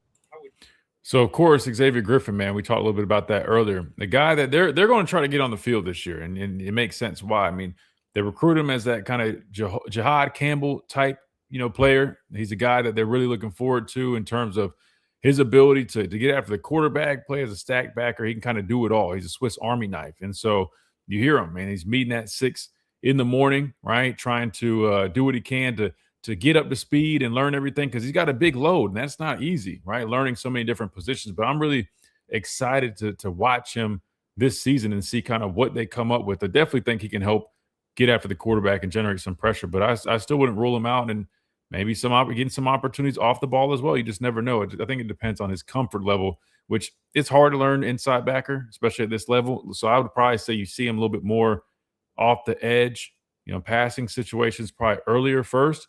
But I definitely believe throughout his career, he's going to see time at both off the ball as well as playing on the edge. I think those guys are doing a really good job. I think I've told you guys this before, Chuck Morrell does a fantastic job of just the relentless detail that it takes to play that position. Spends time with those guys year round, meets with them year round, and gets guys ready to go, whether it's a freshman or a transfer portal guy. And so, we've got both are good examples. You got Xavier Griffin, right, coming in. You've got Caleb Woodson, right, and both those guys have done a really good job to put themselves in position to play. I'm impressed with that group. I mean, I think Luke Metz has taken his game to another level. I think you see a lot from Abdul Sanders and QB Reese, and Caden Jones is doing some nice things, Duke Johnson. So those guys are all going to have a role for us. It's just kind of at some point, right, you got to say, okay, here's the two deep, and let those guys ride and see what happens in games. But it's a little bit easier now when you're playing with a D-line up front that holds their gap responsibility, does their job at a much higher level. You see those guys starting to play with more confidence.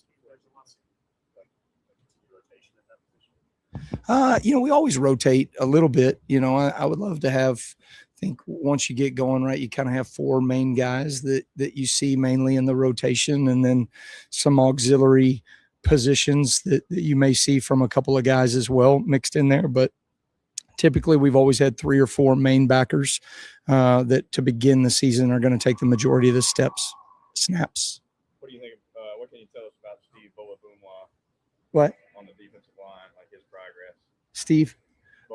Yeah. I think, Steve has a pretty unique skill set. His strength, athleticism, the physicality that he can play the game with. He brings a lot to the table, especially, when you think about big personnel packages. Asking an offensive lineman to go one-on-one with him that's a hard ask, and so I think he's doing a nice job of being able to play the fundamentals of the position. I think he's got to continue to take steps in the right direction of just knowing what to do consistently, and that ultimately will define how many snaps he takes and in what situations.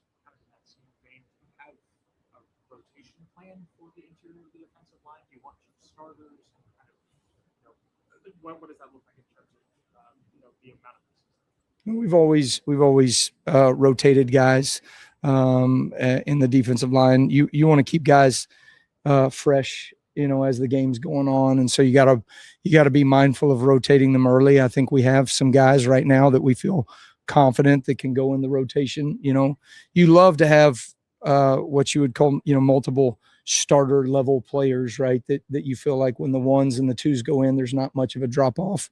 In the past, certainly that's been the case, but we definitely have taken a step in the right direction there. What do you see from Jairo over these 2 weeks, and what do you see the next few weeks? Jairo is he's one of the most instinctive playmakers I've ever seen coming out of high school. Very physical. He's got phenomenal tracking of the ball. His blitz IQ and awareness is really high.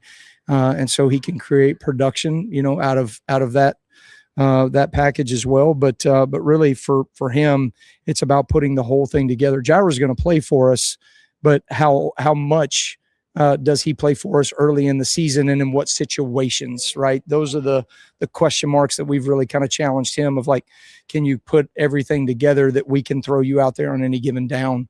And he's still working towards that. You mentioned wanting 3 to 4 guys in the inside linebacker spot. How close do you think you are to nailing down kind of 3 to 4 that you want in that rotation? We're pretty close. Yeah. We're in a pretty good spot there in terms of knowing what we're going to get out of guys. We've got a scrimmage here on Thursday, and then we start kind of turning our attention right to getting into some teamwork, but some more personnel groupings that we've got to get ready for against our offense. And then you start moving into scout work and all that. And so I told the guys, this is a really big week. Decisions are going to be made in my mind about who takes the field against East Carolina based off of what you do this week. And I tell the guys, I'm a human stock market, right? You know what I mean? Like, stock is up, stock is down, but there's a line that I'm going to draw of guys that we trust to go do their job at a high level, that I feel like we can go put in the first game pretty much regardless of the situation or time on the clock or score or any of that kind of stuff. And so we'll ride with those guys. Doesn't mean that can't change as the season goes on. Doesn't mean that we can't add pieces to the puzzle as the season goes on, which we most certainly are going to have to do. But coming out of this Thursday, I have a pretty good idea of who we're going to be and who we're going to ride with. Coach Ford talked after the scrimmage, giving credit to your D-line, and then Coach Grubb yesterday said he wasn't fully satisfied with the offensive line. How do you evaluate your D-line, especially through the lens of going against a group that's developing? Yeah, I think Adrian Klum's doing a really nice job with that group. There's a physicality that they are playing with, and I think between them and the tight end room, the running backs and some of the young guys in that room as well are doing a good job of setting the tone. And so there's some things that they're bringing to the table that present challenges for us. So it's really good to be able to see some of those things. Our offense has a lot that they can do and a lot of things that they go to. And so we're challenged in a number of ways schematically as well. So, I feel like we're seeing good looks and we're seeing some things that put us in tough situations that we got to go find a way to execute and win. But I think, from our defensive line standpoint, we do have a little bit more experience in that room right now. And I think we've got some maturity in that room that tends to be showing up. The ability to line up and play some base defense has not really been something that that I've had in my tool bag, you know what I mean, for the last couple of years, right? On a consistent basis, right? We've kind of had to move and stem and all that stuff. And I've talked to you guys about that already before. I do think, you know, we're in a better position right now to line up and play base technique, along with a number of other things that we're going to do.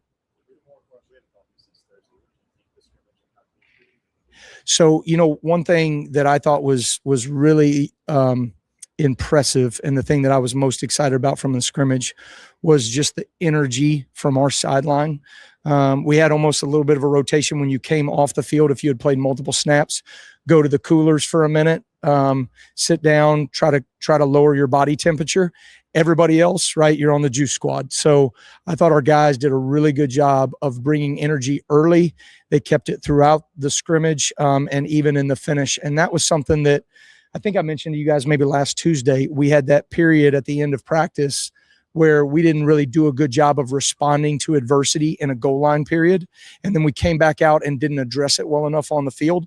And that felt eerily similar to some experiences that we had had in the past, right? And so we made sure, right, like, hey guys, don't worry about install. Don't worry about the next walkthrough, whatever. Let's make sure we address this. And those guys did a phenomenal job of taking it and running with it.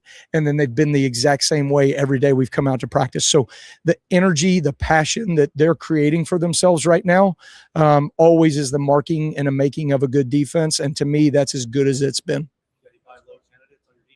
I'm sorry? Oh, I said I use the stock market term very loosely. All right. I'm a football coach, so I don't know what buy low means. Oh, there you go. Great. All right. You learn something new every day. Okay.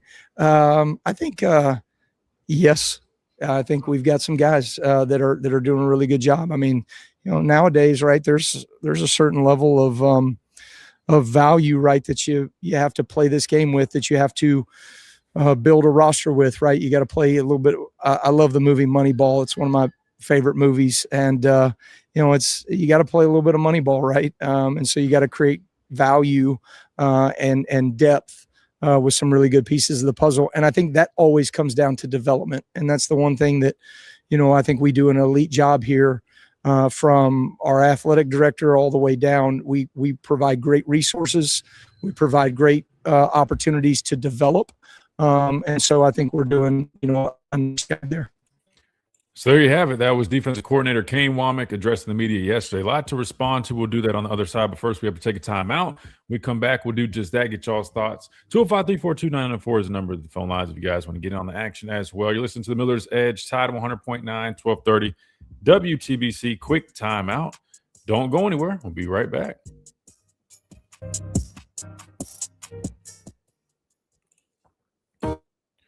All right. Can you hear us? All right. Is your sound working better? I've been trying to get on for about There an it hour. goes. Do what? Yeah, I've been trying to get on. I don't know what was going on with it.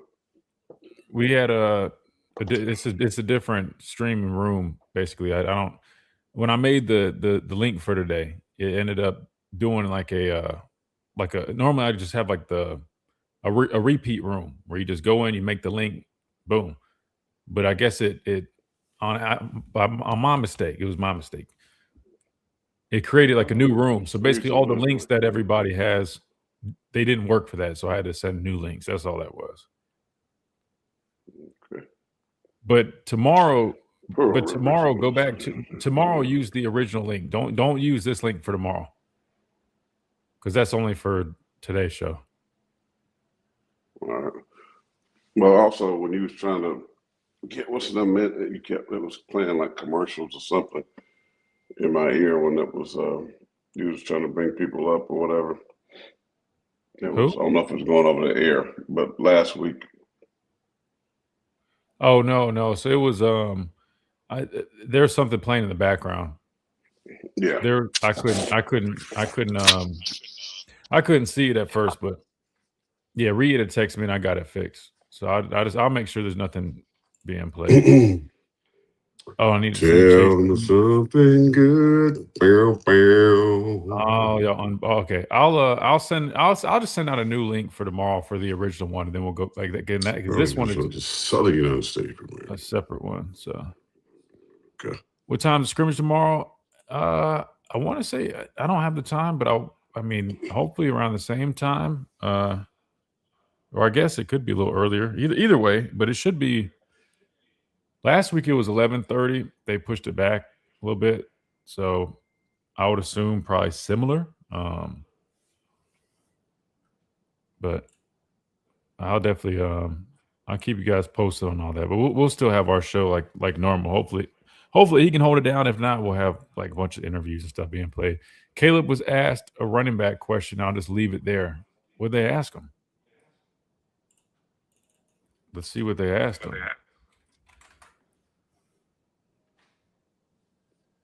We knock out.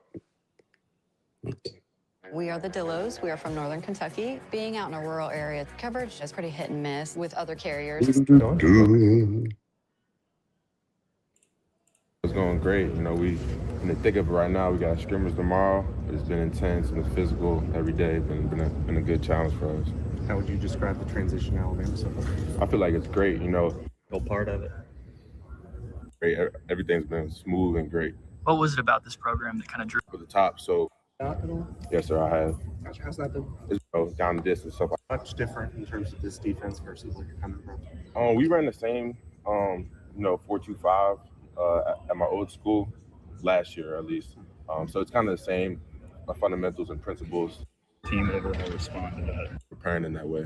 Whole room in general. What have you seen from QB Reese and Luke Metz? Oh yeah, I mean, just the whole room in general. Those guys, the whole room. You know, we all compete with each other. We're all. What have you seen from QB Reese? Here, we'll play it. I'll skip through it. We'll play it when we come back. Hold on. And welcome back into this Wednesday edition of Miller's Edge, Tide 100.9, 1230 WTBC. We just heard from defensive coordinator Kane Womack, and it looks like there's some player interviews today. Again, that interview with Kane Womack was yesterday. We're catching up a little bit. Today, I saw Rayson Delgado spoke to the media as well as Caleb Woodson. We had the Caleb Woodson one pulled up. We'll try to run through this a little bit. We don't have a whole bunch of time, so I don't want to play the whole thing because we just listened all of Kane Womack's. But it looks like Fromm mentioned he had mentioned the running backs, but I don't know exactly what was said that we want to highlight. So I'm trying to skip through there. Fromm, if you don't mind, while we talk for a second, could you tell us exactly where he said that in the interview? That way we can just skip straight to it since we're on limited time. That would be awesome. If so, we got the pastor of Payne on here. We just heard from Kane Womack. He talked about a number of things with his defense, talking about more experience up front, guys being able to play their gaps better. We know how important that is. I mean, I mentioned last season that was one of the more frustrating things I saw was when the gap integrity just was not very sound like it needed to be. It sounds like that has improved, and that's reflecting on the play of the linebackers, which we're hearing from Caleb Woodson right now. Those guys are able to do their job even more, right? So anything else that stood out to you from that Kane Womack interview? You know, he's talking about the linebacker room. They've got, probably the two deep that he's feeling pretty good about. They're getting ready to kind of make that decision. He talked about kind of like what you said, Thursday, tomorrow, scrimmage day, is kind of like, what was the term that I said move Thursday. It's move Thursday. Yeah, like where they're making those decisions, right? They're going to kind of start shaping up their two deep and start focusing on those guys, right? I mean, I'm not saying all competitions will be done by tomorrow's scrimmage, but they're going to be putting bows on everything because you want your top groups to have as much, I guess, reps as possible going into week one. So really looking forward to seeing kind of what comes out of scrimmage number 2 tomorrow. Anything else that stood out to you hearing from Kane Womack? No, I mean, I just think, what stood out to me was one point that, how bad the D-line was. He was saying that without saying that, right? When he said the last couple of years, we weren't as strong as we are now. And and this is the second time I think I've heard this in his interviews that he kept talking about gap integrity, that not from a physical standpoint, maybe not guys getting blown off the football, but he was just saying gap integrity, guys not holding their gaps. So, and that could mean, well, they get knocked out of their gaps. That's what I think it was. But were they that bad 2 years ago? Was this something where, we talked about it, of course, but, are they that much more better now than they were 2 years ago? That's what I'm interested to see, and I'm not going to find that out in the scrimmage. It's going to be during the regular season that those things will get answered. But I thought it was very telling to me who they were 2 years ago. We've already always said how bad the pass rush and all this was, but as a defensive unit, based on what Alabama's been used to, accustomed to up front in the trenches defensively, this team definitely took a major step backwards, and he's alluded to that his last two interviews. So are these new guys this much better, or they just played this much more discipline, I should say, up front? So, we're not going to know that until, week 2 or 3 of the regular season. I think it's a little bit of both personally. I mean, I think they were undisciplined at times. I don't think they had clear, I guess, direction on how they were supposed to be doing certain things. I feel like they were mixing things up. Sometimes it felt like they're shooting things. Sometimes it felt like they were playing it a different way. And it seemed like guys were on different pages. So I think it's a little bit of both, honestly. But I do think the bigger players up front definitely plays a role without a doubt. But I also think schematically, the way they're playing, like you heard them say, they feel more confident just lining up and playing base. That's one thing that does happen when you're trying to shoot all these gaps and you're trying to run these stunts because you feel like you're undersized and you can't necessarily just line up and play base defense. That can lead to a lot of holes opening up, right? Because you know how it is. If you're on a pirate stunt and you're supposed to be in that B gap and then you end up crossing, face in a pass rush, you cross face. You always cross face. But in a run stunt, if you're a B gap player, you need to shoot that B gap. If you get washed into the A gap and now that B gap is, you see what I'm saying? Like it's just It real expands. easy. It makes it a lot bigger. So Exactly. It's hard to. Yeah, It's like high risk, high reward. I mean, sometimes you expect negative plays from that stuff, but you also worry and run the risk that you're going to open things up without even just gifting the offense some opportunities. Go ahead. Well, I was going to say, I think he, just based on the tone of Coach Womack, it sounds like he's excited about the guys that he has. Sounds like defensively they're okay. But right now it's all about who's going to be my 2, 3, who's going to be the guys that fall into rotation. And that's what this scrimmage is probably going to be about for this defense. Who's going to get into that pass rushing rotation, who's going to solidify some spots there, who's going to separate. So, if I'm just listening to him, I come away from that interview going, oh, my defense should be straight, but again, we've heard it before. There's an old singer, hip hop singer by the name of Sunshine Anderson. She sang a song. It was called "I've Heard It All Before." It's like we've heard these things before. We've been built up. We've been, pumped up, bloviated, if you will, in order just to be let down. So we'll see. Hopefully, it is what he says it is. These guys have gap integrity. They'll be more physical, playing on the opposite side of the line of scrimmage. We hope that that's the case because I think the defense is going to have to be the standard for this team, so especially early on. With I think the offense may be lagging behind. It's going to take them a little bit. So they're going to have to, be the unit that makes a big step and holds this team together. Let me ask you a question real quick, and we'll play this quick snippet from Caleb Woodson. He was asked about the running back room. I titled the stream today. I said, could Alabama's defense be elite? I mean, there's a lot of talk right now. Of course, we know the secondary is one of the best in the country. I think a lot of people universally would term that group elite, at least preseason speaking. Defense line group, there are a lot of question marks about it, but I feel like they're flashing. They're proving that they can do a lot of things a lot better than they have in years past. Again, you got to go out there and do it. In the linebacker room, man, I feel like that was the biggest question mark. And right now, I feel like they look to be on the right track. Do you feel like, from everything you've kind of heard and seen so far through fall camp, do you have that hunch that maybe this Alabama defense could make a return to having an elite unit? I know it's way too early to tell, but just where we're at right now. Do you feel like they have that potential to them?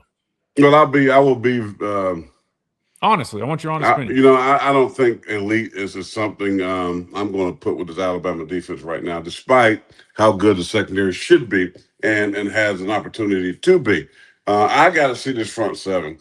And I think, and I know how it is in camp, and you're going against a young, that right there concerns me a little bit. How much good reps are they getting versus this offensive line? I love Coach Clement. That's very, I've said that 100 times on this show, but I know that's going to take time. And I know the offense takes time to kind of come along. And I think they will.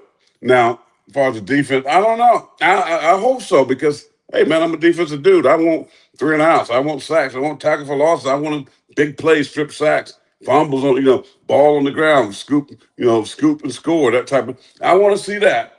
Defense having fun again, playing with an edge, peed off.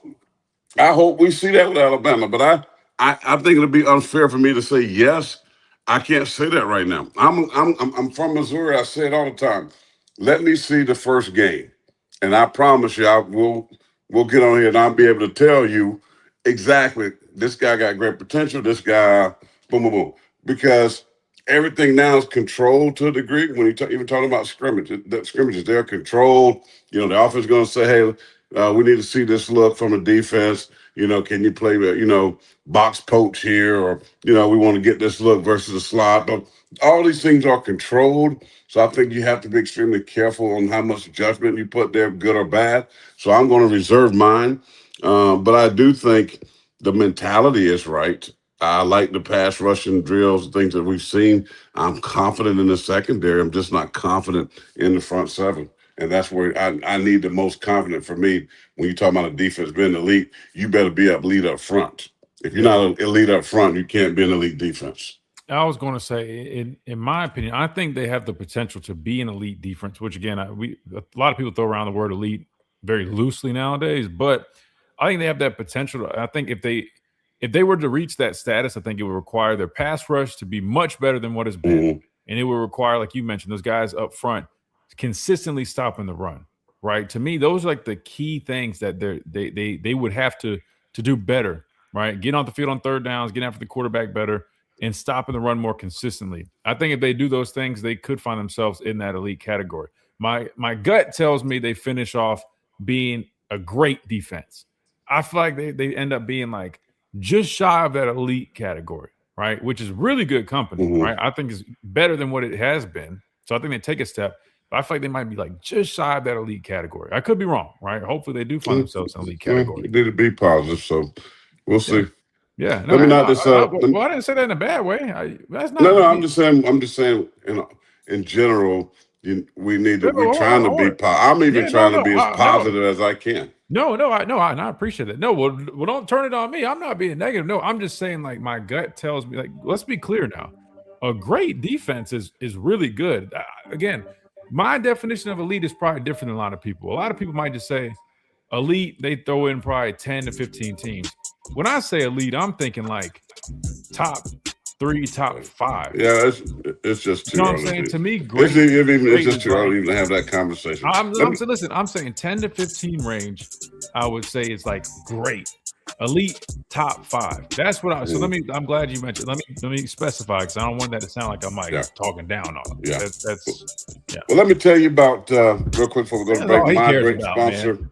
I got to tell you about my great sponsor down at Pearl River Resort. Enjoy fine dining at Philip M's award-winning steakhouse. Kick back in the sports book for a more casual experience, or choose from a variety of other dining options. Also featured at Pearl River Resort is the Dancing Rabbit Golf Club and Inn, with 2 championship golf courses and Geyser Falls Water Park. That's for the entire family. It's all located right there together in Choctaw, Mississippi. When you talk about the Southern United States premier gaming and entertainment destination with 2 casinos is Pearl River Resort. Friends of the show, friends of Tide 100.9, definitely a good supporter of us here at the Miller's Edge. Check them out. That's Pearl River Resort.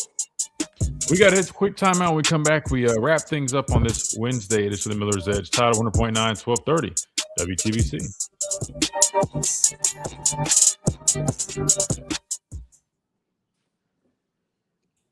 All right, let's see. I need to. Ray, you need to clip that. That was pretty good. Got to be better than 8th in SEC in rushing defense to be elite. Yeah, that's kind of what I'm getting at, guys. When I say elite, like I'm saying, like you're top 2, top 3 in the conference rushing defense, which says a lot because you got teams like Oklahoma and others that are known, right, for that type of defensive play. That's what I mean by that, right? So they got a long way to go before we can have that conversation. All right, listen, man. It's just a topic. We're just having fun with it. But a lot of people are really fired up about the defense. So we're just Well, I'm Just interested to going see that these way. new guys. I'm You interested know, in seeing the new guys against other competition. That's what I want to see. I want to see the new guys. I want to see the new guys week 2 against Kentucky. I mean, Eastern Carolina is not going to tell me a whole bunch. I want to see the new guys against Kentucky. I think Oh you'll yeah, be that's right. surprised. Let me play this. Let me play this real quick. Let's hear what Caleb Woodson said about the running backs. It's hardest running back to bring down. I'd probably say Daniel Hill on the 4. Yeah, he, all those guys really though they run behind their pads and they bring that punch when in contact. What was it like when you met him in the hole for the first time? I want to say it was spring ball. I think I actually caught me a stinger. Honestly, it was on the goal line. Yeah, he definitely runs behind his pads. But as you know, it's great having guys like that because that's what we're gonna face when we come Saturday. So kind of like what we've been talking about in terms of Daniel Hill running behind his pads a lot better this season, man. Back in the spring, as a matter of fact, I think that's what he just was talking about. That was one of the biggest, I think, compliments that was given to Daniel Hill during the spring was that he appears to be a little bit more explosive, running behind his pads better. All things that you wanted to see out of a guy like that. Who, I mean, he's got the physical frame for it, man. He has to add that piece to his game. So, good stuff, man. Really good stuff. The read off was good. Yeah, he did a good job. He just was cutting me off from finishing my point so he could do it. What are you rolling up, man? What are you doing, man? Like, hey, this is stuff for NFL players. That medical marijuana. Oh, it's not. That's a cigar. Pipe smoke. Yeah. You know better than that. No, I don't know. I mean, no, I'm just playing. No, They give me a credit card, though. How about that? Oh, gosh. Dwight, thank you so much for that timestamp, man. I appreciate you doing that, brother. That saved me a load because I was trying to skip through that video to find that part. Was there anything else that, I mean, we can save that. I'll save that interview for tomorrow and let him play it if he's I'm gonna be ready to rock and roll. All right. Yeah, we'll let you. I'll save some of those interviews that way you can play them tomorrow. Hey, Julene, roll tide. Have a blessed day. Much love. Good to hear from you. Julie. Good to hear from you. Glad everything's going well. Was there any other chat messages that we had? We only got a few minutes when we come back. So, Dominic, what's up, man? He had some folks a little hot with his phone call yesterday. That was funny. They were like, "Man, come on, dude." Well, he's right. That was a fun call. That was. Bro, be right. He be right. Is Steve with you? Who was that? Where? Somebody not walk in the background earlier? Oh yeah, he's here. He always. My Seneca's Kenya. Oh yeah. Mom passed away. I figured that was probably what. We got another funeral to go to this week. All right, let me bring us back.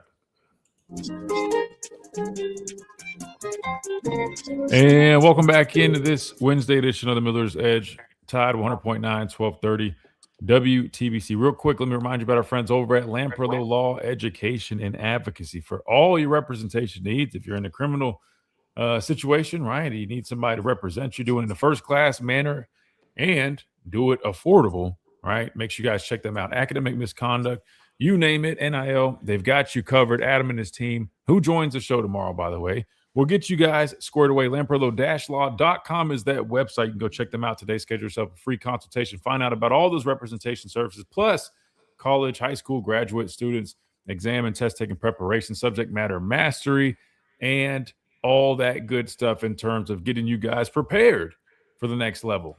That being the career world. Check them out at Lamprello-law.com, the official representation right here on the Miller's Edge. Shout out to Adam, man. Go check out their YouTube channel as well. Give them a subscription over there. Lamprello Law, giving you guys free legal advice. Really good stuff, man. Again, even if you're not looking for like specific legal advice, there's just a whole bunch. There's like a wealth of knowledge over there, man. Adam does a heck of a job, and we appreciate him on the show on Thursdays, which is tomorrow. So yeah, we're gonna chop it up. We probably talk a little NFL somewhere in there too. But listen, tomorrow I'm gonna really look at, one, we're gonna talk about what are they looking, the chat, people that are listening on there, what are they looking for the most to come from the scrimmage. You know, when they hear Kalen the boys speak, what do you want to hear the most? What is your number one? What is your number one thing you want to hear? Do you want to hear we know who the starting quarterback is, or do you want to hear that the offensive line was better than they were last week? We were able to run the ball, blah, blah, blah.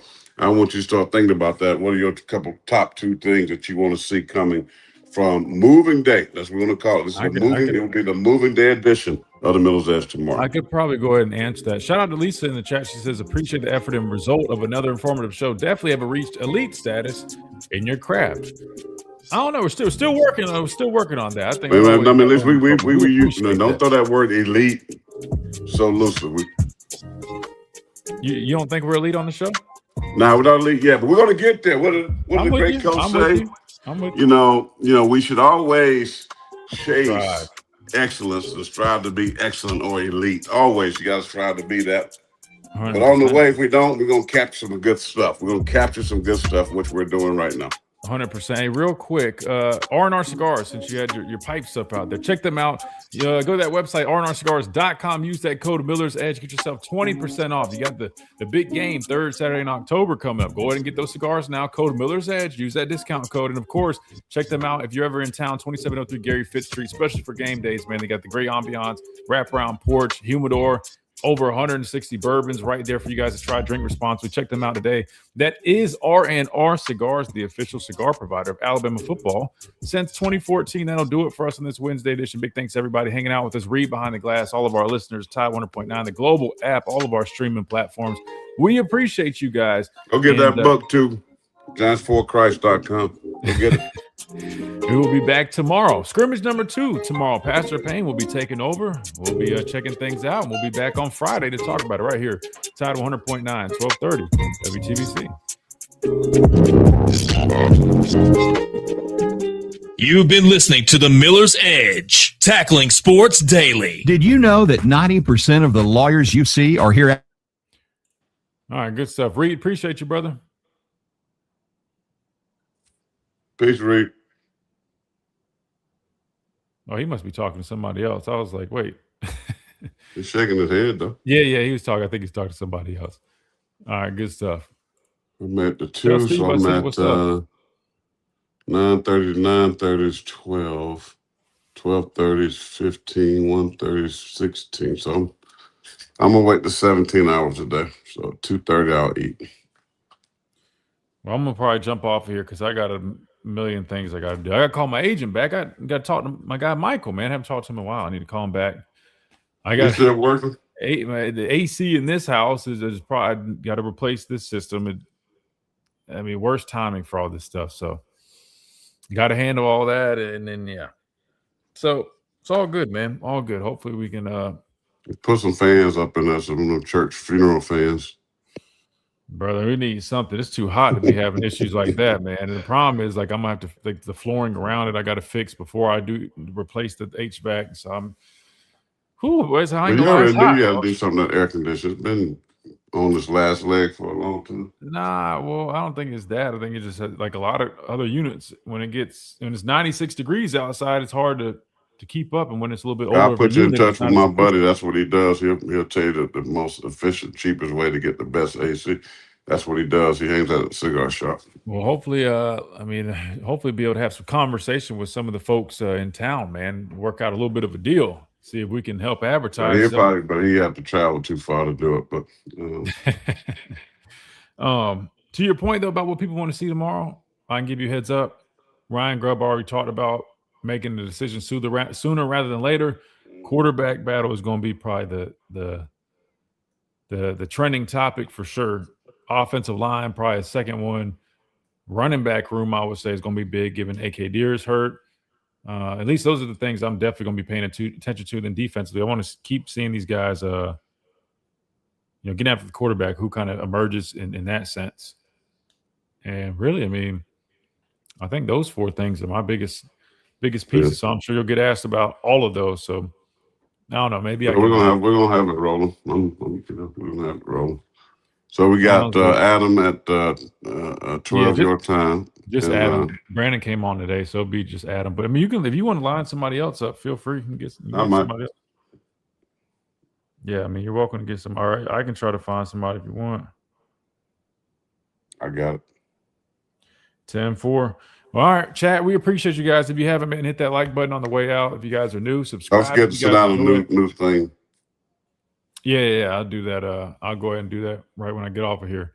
Chat, we appreciate you guys. You guys have a great rest of y'all's day. And we'll be back tomorrow. Pastor Payne will be holding it down. And then, of course, Friday we'll talk about it. Talk a little bit about scrimmage number 2 intel right here on the Miller's Edge. We'll see you guys then. Peace.